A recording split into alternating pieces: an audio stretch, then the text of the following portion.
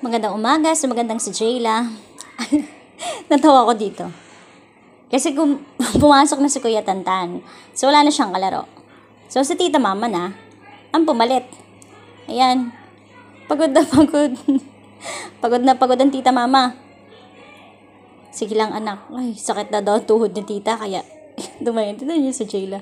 Nagpa-cute pa. Yan. Pero sa totoo lang po, hindi pa po marunong si Jayla mag-drive niyang kanyang yan. Hiniram lang po yan kay Kuya Tantan. Kasi lagi po siya nangaagaw kay Maggie. Doon sa kanyang kalaro. Kaya yan naman po yung nakatambaklaan sa bodega. At napagsawaan na ni Kuya. Ay di ayan, inilabas po ni Tito Papa at ni Tita Mama. Kaso nga lang po itong anak ko, ay hindi pa po marunong maglaro. Hindi pa niya alam paano i-drive. Iya mo anak. Ginawa ng tita, kumuha ng tali ng aso. At para daw, tali-tali, oh.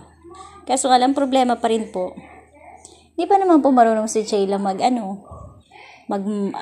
mag-control ng manibela. Kaya kung saan-saan pa rin po napunta. Pagod talaga po si Tita Mama dyan. Yan. Kaya mo anak, matututo ka din.